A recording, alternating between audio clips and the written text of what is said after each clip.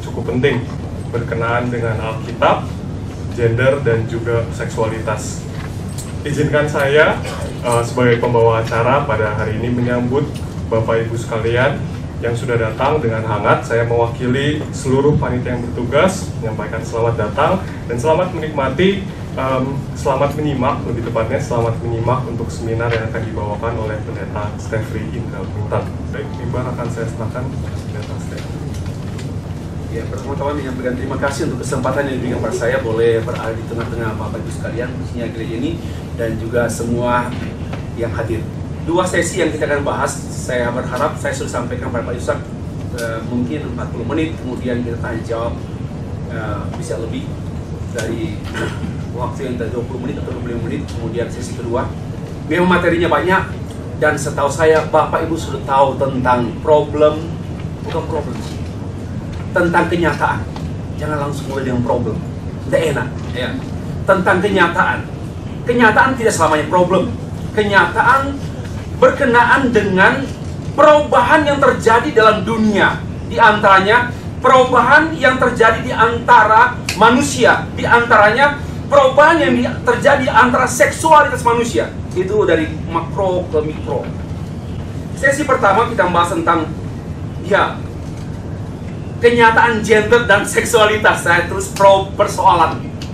Ya biasanya kalau buat tesis skripsi disertasi kan ada pendahuluan. Pendahuluannya kan latar belakang masalah kan.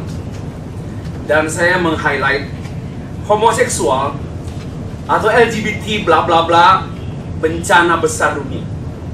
Wah, membesar-besarkan Pak ya? Ya, saya tidak membesar-besarkan. Memang besar. Ya tentu dalam tema gender dan sexuality yang sudah digumuli oleh pihak gereja atau panitia. Saya menulis buku ini tahun 2020 di momentum saya tidak jual, saya cuma beritahu. Ini merupakan hasil kegelisahan saya.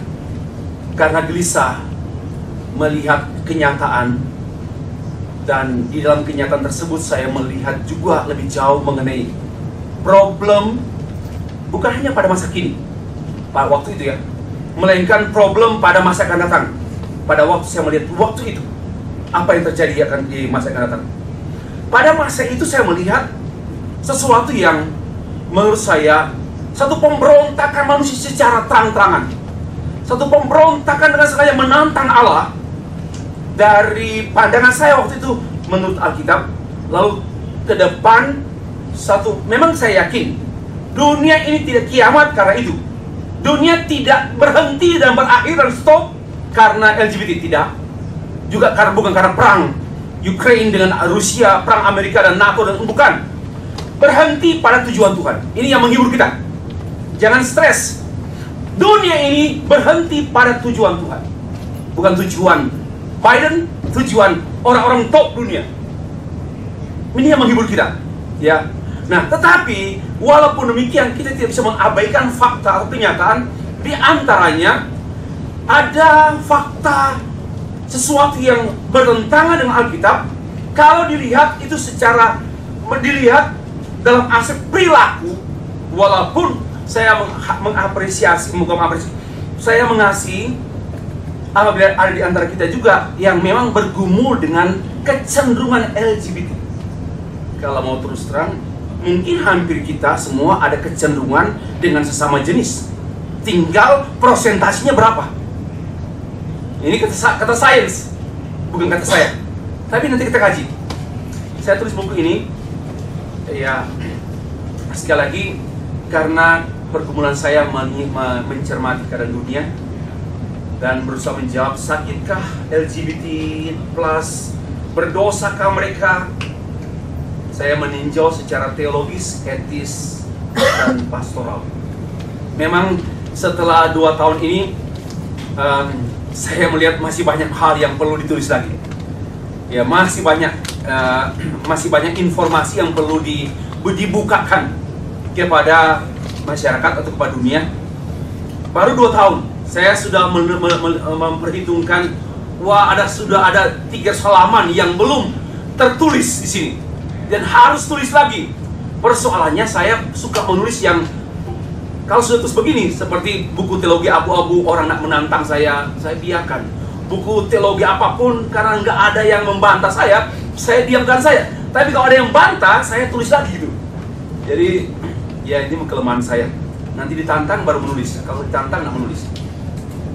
Nah, jadi sebagian dari materi saya yang saya sampaikan ini dari buku saya ini, kita mulai dengan baca satu teks Alkitab. 2 Korintus pasal 4 ayat 3-5 sudah tersedia di screen, bisa dicek di Alkitab sendiri. Next.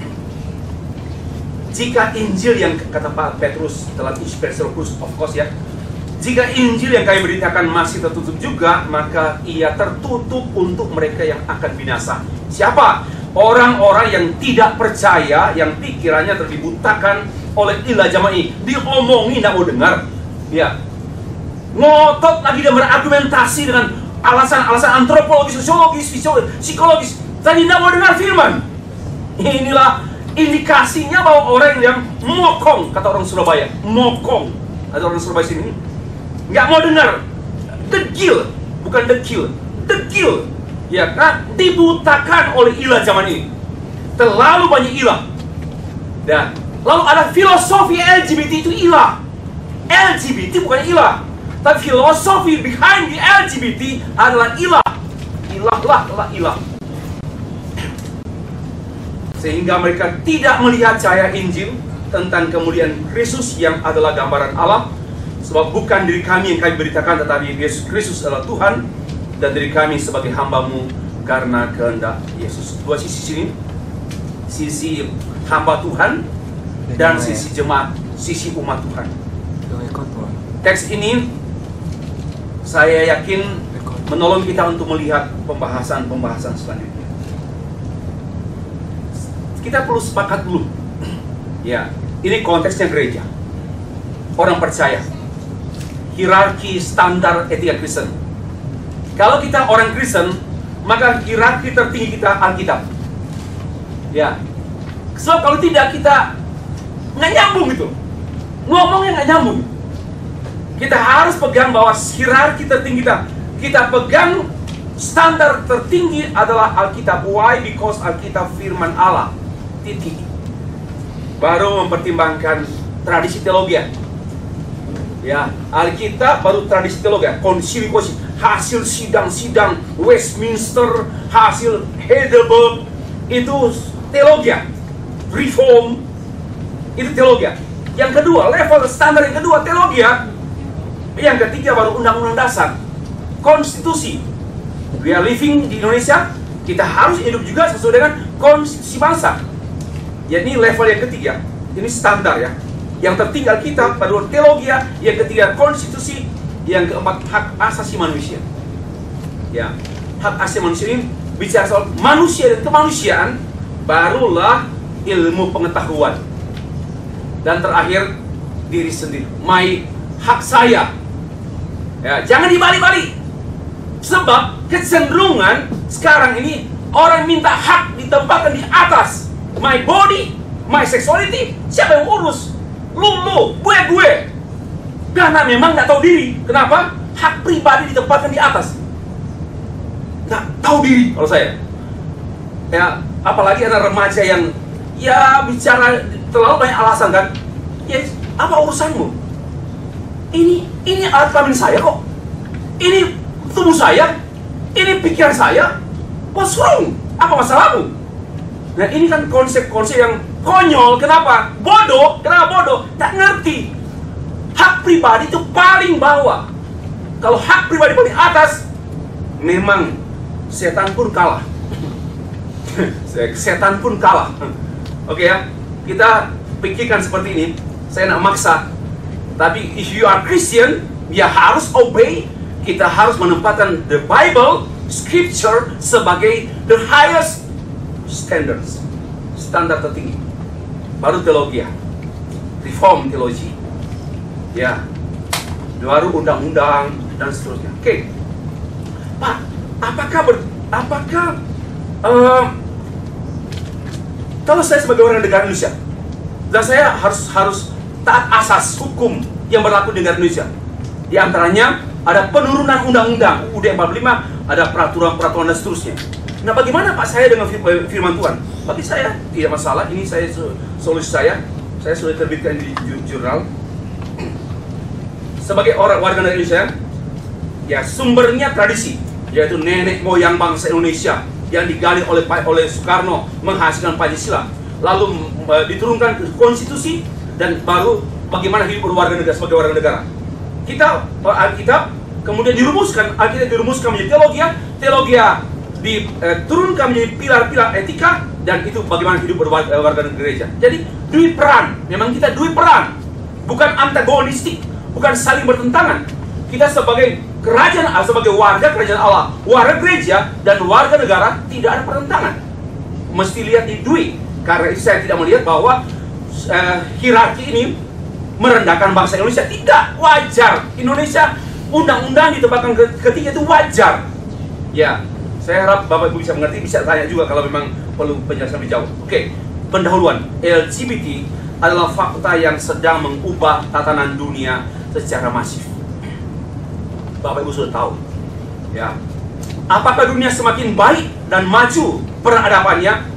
Saya menyatakan according to the Bible, ya, bukan karena LGBT-nya saja. Di antaranya LGBT, dunia semakin hari semakin merosot, dan semakin hari semakin buruk, dan dunia semakin hari semakin hancur, dunia semakin hari semakin rusak. Itu seperti catatan Matius pasal 24. Ya, dunia yang sama sekali bukan hanya soal lingkungan hidup, tapi human being, manusia, bukan semakin hari semakin baik.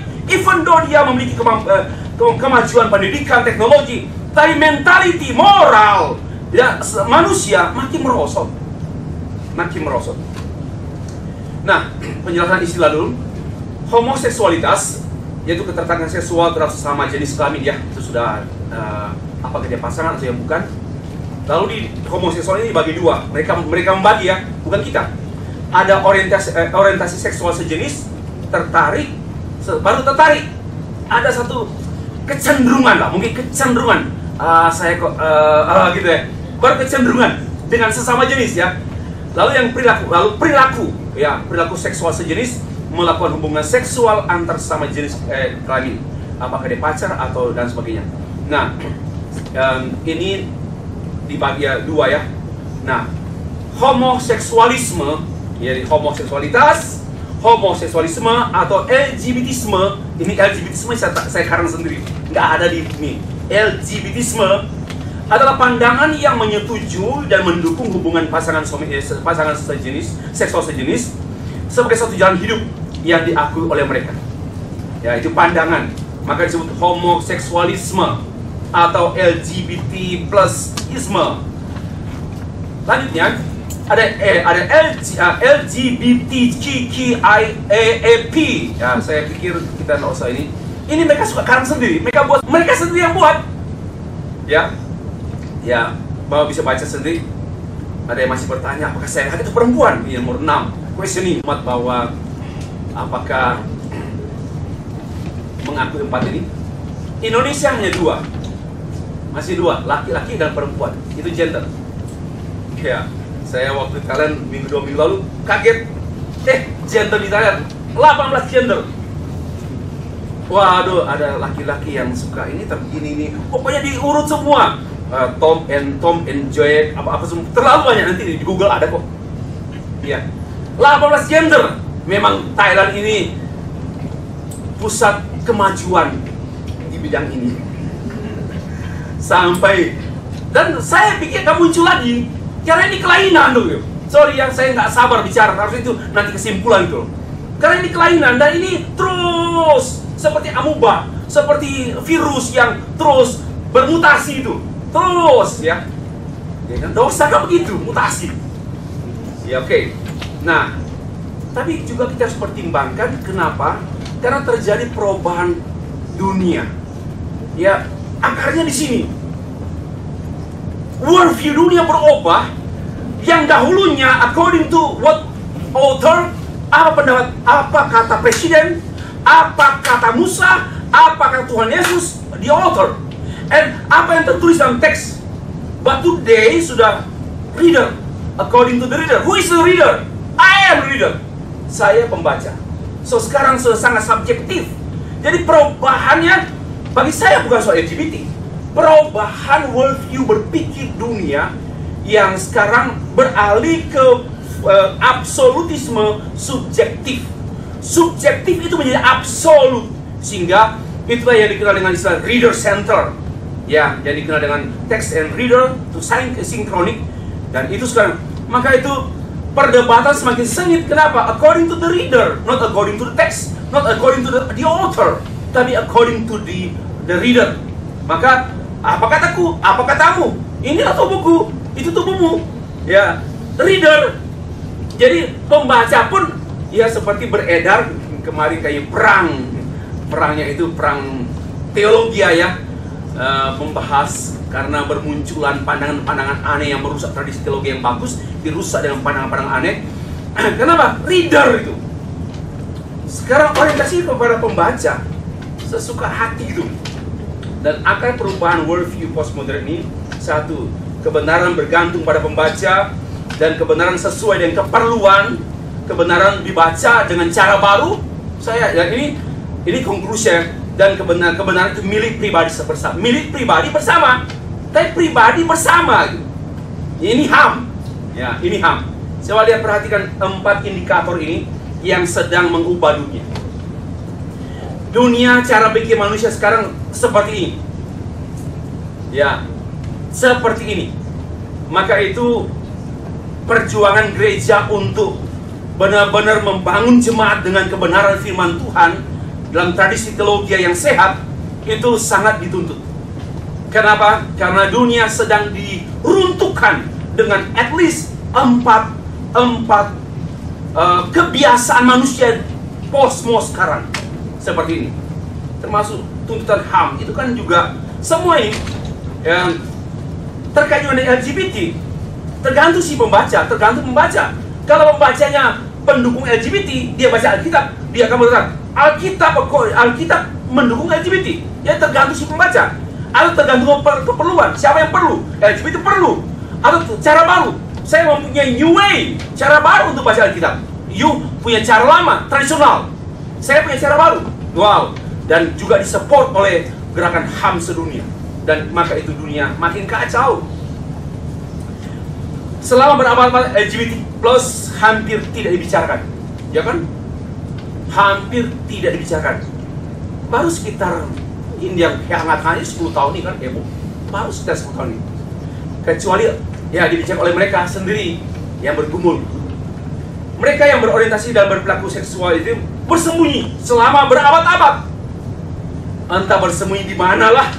Mereka ada komunitas mereka, tapi tidak mampu, tidak berani keluar karena memang dicap dan memang diperlakukan secara tidak manusiawi juga oleh manusia. Nah, kemudian memang sebelumnya Psychiatric Association dan American Psychological Association menyatakan tahun 1970 LGBT itu penyakit mental. Wah. Ya, maka mereka semakin bersembunyi. Tetapi dalam waktu 2-3 tahun kemudian, American Psychiatric Association, apa yang terkenal itu, memutuskan bahwa ternyata homoseksual LGBT bukanlah penyakit mental. Ada perubahan. Ini sainsnya berubah-ubah. Biasa berubah lagi. Ya. Bukan tidak dikategorikan sebagai penyakit kejiwaan. Bersamaan dengan kebangkitan spirit demokrasi ya, bersuaralah, suara terbanyak, hak bicara, hak asasi manusia, 2, demokrasi dan human right, maka mengglobal pada abad 21 ini berubah, muncullah mereka keluar dari tempat persembunyian, yaitu kenapa? Karena mereka menuntut hak LGBT. Kenapa? Karena mereka punya hak suara. Mereka manusia punya hak suara, hak bicara demokratis. Dan juga mereka punya hak hidup, hak eksistensi, hak sejahteraan, hak diakui. Itu yang mereka perjuangkan. Dan itu tidak akan berhenti. Dan sejak saat itulah hukum LGBT, kaum LGBT semakin berani keluar dari persembunyian. Dan PBB pun mulai mendukung gerakan kaum LGBT. Di banyak negara kaum LGBT pun sering mengadakan parade di jalan-jalan. Dan itu terbuka seperti ini. Ini baru sebagian, Bapak sudah tahu, bukan hal yang rahasia lagi. Ya, ini bagaimana ya? Yang terbuka saja seperti ini, bagaimana di tempat tertutup? Merubah semua tatanan. Hukum berubah, politik berubah, budaya berubah, sekolah-sekolah universitas berubah, ya. Dan yang menyedihkan, agama pun yang seharusnya menjadi agent, tetapi kemudian berubah mendukung LGBT, ya, karena mereka menuntut kesetaraan dan kesejahteraan yang sama. Nah, bahkan di antaranya, kalau Bapak Ibu sudah tahu juga bahwa 14 padri gereja Inggris menikah sesama jenis, meminta para uskup untuk meningkatkan upaya membuka kehidupan gereja untuk kaum LGBT.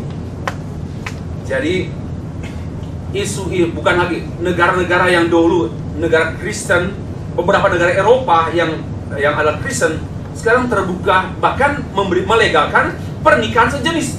Bukan hanya mengakui eksistensi dan hak daripada warga negara yang mempunyai kecenderungan LGBT atau homoseksual, tapi juga merestui secara hukum pernikahan.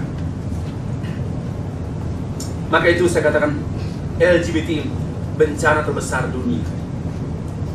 Ya, persoalan yang sedang mengacaukan dunia itu dimulai dari pribadi, keluarga, masyarakat, bangsa, dan dunia. Karena itu Dennis Hollinger menulis demikian, homoseksual adalah yang paling memecah belah budaya dan gereja. Dan Shin Kyung Kwan menegaskan dalam bukunya bencana terbesar dunia. Dia membeberkan reason, alasan-alasan mengapa disebut bencana terbesar dunia. LGBT adalah bencana terbesar dunia karena semakin mereka diakui, semakin mereka merasa bebas untuk tenggelam. Karena sekarang begini, dulu mereka diakui, mereka bergumul dengan kekurangan mereka. Saya agak lembut sekarang. Bergumul dengan kekurangan mereka. Saya pun punya kekurangan. Dan kelompok orang-orang seperti pun punya kekurangan. Bergumul. Tetapi ini ada seperti dikotomis atau dalam keadaan, ya, I need, but I don't want. Ini saya perlu tapi saya nggak mau. Ini saya malu tapi saya nggak bisa bertahan. Ini sebenarnya mereka semua bergumul. Tapi waktu pintu pagar dibuka, akhirnya saya menulis di sini, semakin mereka tenggelam dan semakin mereka jatuh, semakin mereka tidak berdaya. Ini kejahatan kita, membiarkan mereka, menyetujui mereka. Oke, LGBT is normal. Ini sebenarnya membuat mereka semakin stres, semakin hancur, dan semakin depresi, dan semakin nothing. Ini serius. Bapak sekalian, LGBT tetap menghancurkan tatanan dunia, saya sebut tadi lewat. Dan ini saya mengatakan ini seperti bola salju. Kenapa? Ini menyangkut seksualitas. Ya, senyawa yang lebih kuat dari senyawa apapun di dunia. Saya bicara secara psikologis ya. Secara psikologis, mengapa seksualitas seperti saya katakan akan mengguling seperti bola salju, khususnya kasus LGBT, karena seksualitas memiliki senyawa yang dayanya itu lebih besar dari uang, dari apapun. Daya tariknya, ya, daya dorongnya begitu besar, yang namanya gairah. Nah itu, gairah. Maka saya mengatakan bahwa memang ke depan semakin seperti bola salju. Hasil penelitian di USA tahun 2012 sudah lama. 11 ya, sudah lama. 54 penduduk menerima LGBT sebagai hal yang normal, dan kemudian 50% penduduk menerima legalitas pernikahan sejenis. Ini di USA. Dan saya belum sempat lagi ambil data saya yang saya update, ya, tapi saya masih ragukan, maka saya tidak berani tunjukkan. Oke, ini sumbernya. Dan dunia terbalik. Kenapa? Karena dahulu LGBT sembunyi, sekarang mereka keluar dengan pesta. Kita yang mau menegur mereka sembunyi.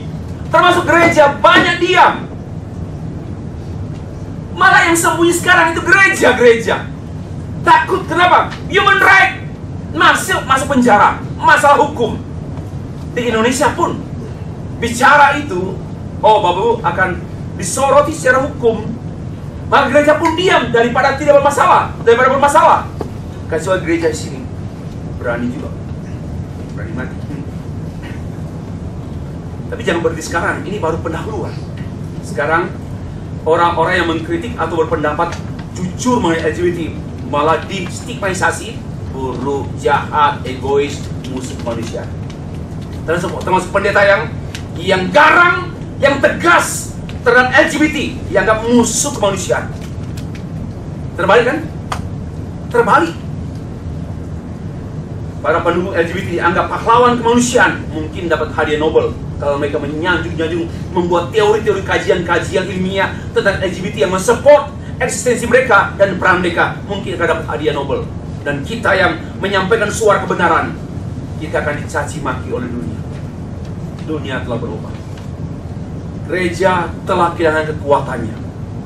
Ya, keyakinan gereja kepada Alkitab semakin melemah. Ini hasil riset saya 5 tahun. Itu saya tuangkan dalam buku saya warna merah, Teologi Reformasi. Teologi Reformasi gereja.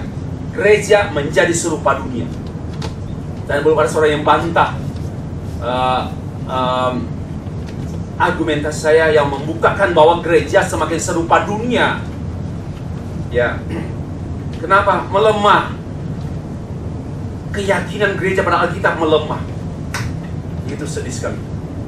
Gereja semakin berkompromi dengan isu-isu etis. Diawali dengan pernikahan campur dulu boleh, perceraian bolehlah, kontrol kehamilan. Ini tahap-tahap awal kompromi gereja. Mulai dari KB. Boleh enggak gini? Oh, kita aturlah begini. Itu etika KB kan? Kontrol kehamilan. Terus lagi dengan bayi tabung dan seterusnya, perceraian bisa kalau ada kondisional. Kawin bahkan ya pernikahan campur. Itu semua karena gereja mulai kompromi.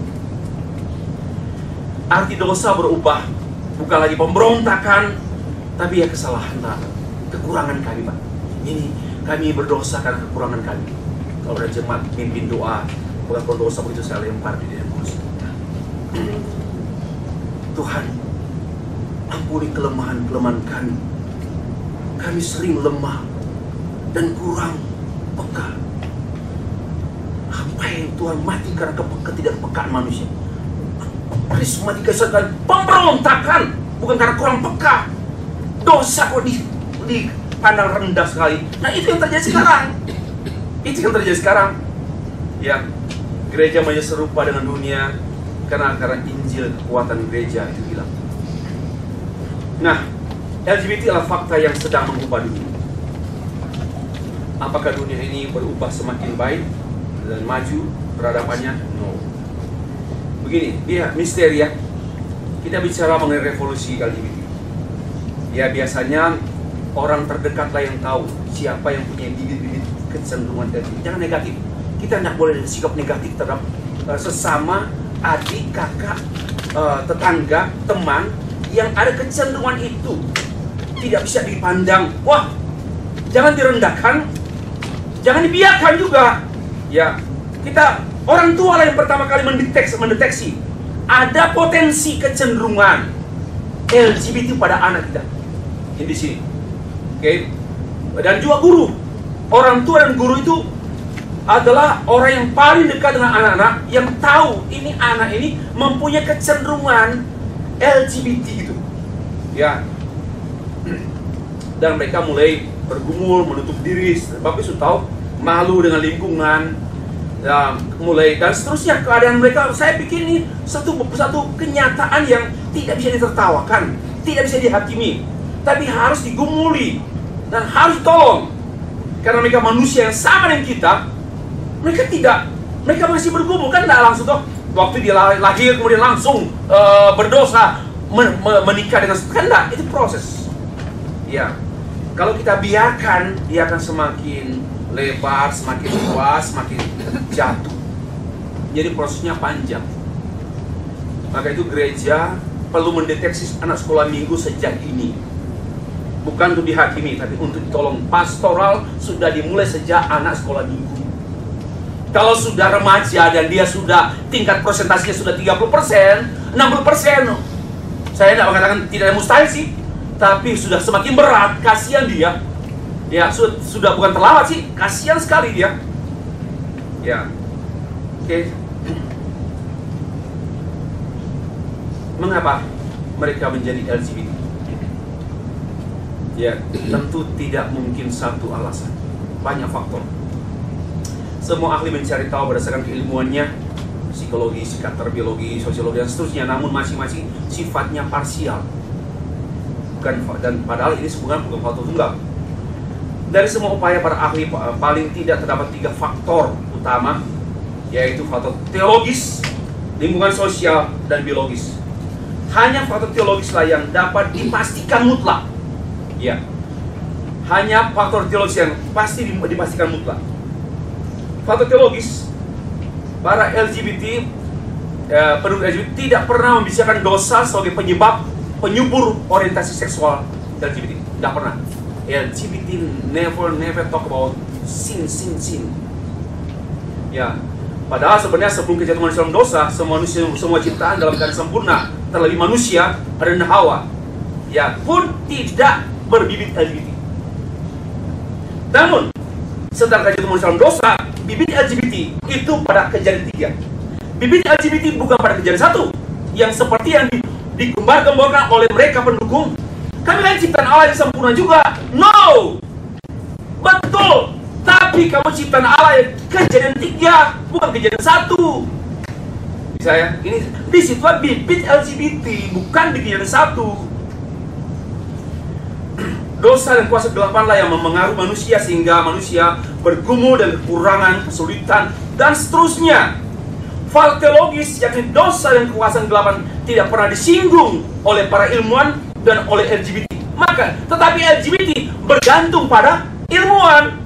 Tapi ilmuwan berbohong. Kenapa? Hanya melihat satu sisi hidup LGBT, tidak melihat totalitas dan tidak melihat keutuhan. Gereja yang mempunyai mata melihat sesungguhnya LGBT, yang bisa menolong LGBT adalah gereja. Karena ilmuwan hanya melihat satu sisi saja. Faktor psikologis, kejahatan manusia dalam dosa mempengaruhi kerusakan hakikat manusia, termasuk berpengaruh pada buruk kejiwaan manusia. Sekalipun faktor-faktor utama manusia mutlak, psikologi adalah memengaruhi. Dosa itu absolut, bukan menentukan. Tapi psikologis itu memengaruhi bagian lain dan juga keseluruhan. Ya, namanya misalnya karena pengalaman pahitnya dulu, luka batin seorang anak menghindari lawan jenisnya, kan banyak kisah masa kecil. Ya, yang mempengaruhi pembentukan pribadi seorang. Ada yang lemah mental, akhirnya cepat sekali. Lihat mama papanya berantem terus, anaknya akhirnya nggak suka lagi dengan sesama lawan jenis, karena dia lihat kok begitu.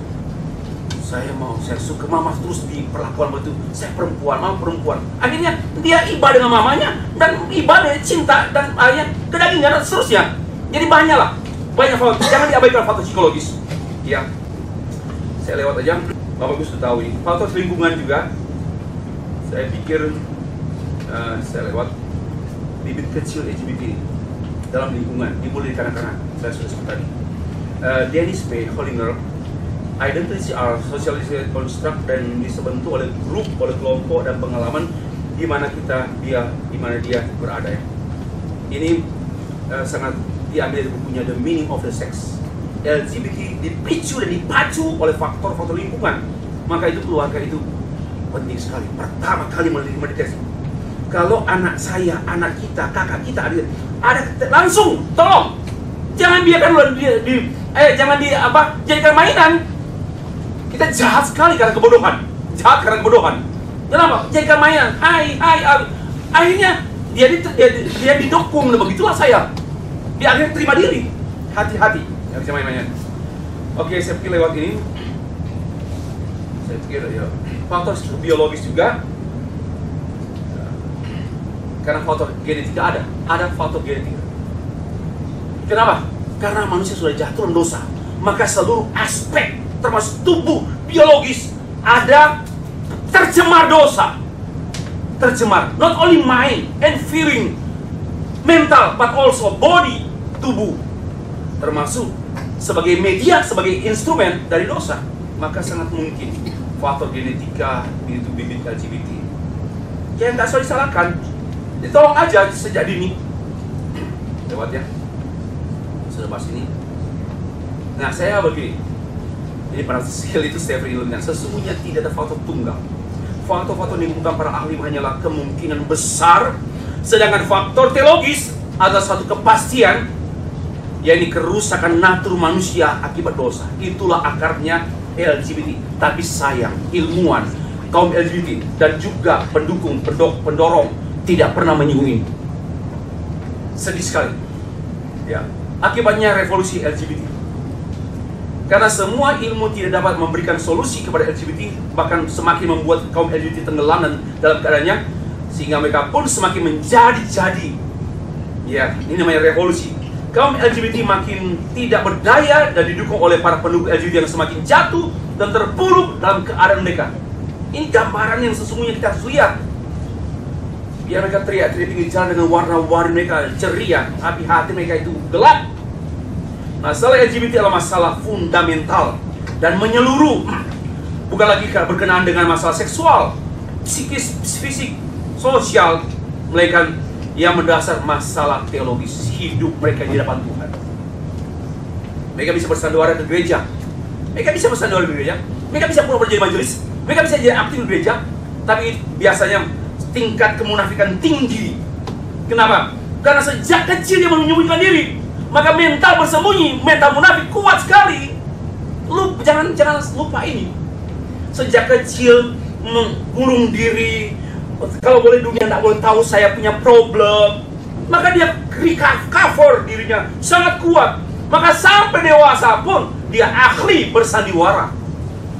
Kita harus tahu, we love them. Kita mengasihi mereka, bukan membenci. Tapi kita sembunyikan kenyataannya, jangan tutupi lagi. Dan akhirnya mereka buat pelarian, pelampiasan, dan menuntut persamaan hak. Nah, penuntut, kalau saya mengumpulkan sejumlah buku yang saya baca, kemudian saya susun seperti ini.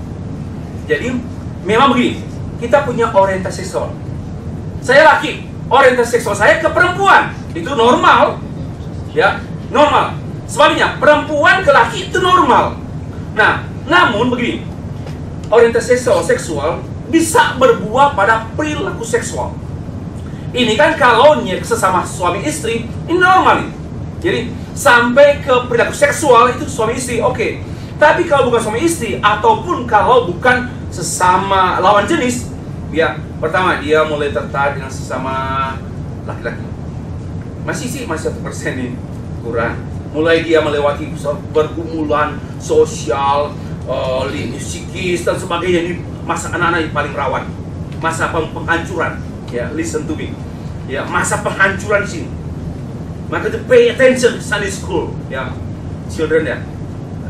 Di sini malah mulai tertekan, mulai dia sakit. Nah, ini sakitnya sudah mulai ya ke LGBT, homo, lesbi, dan dia mulai aneh.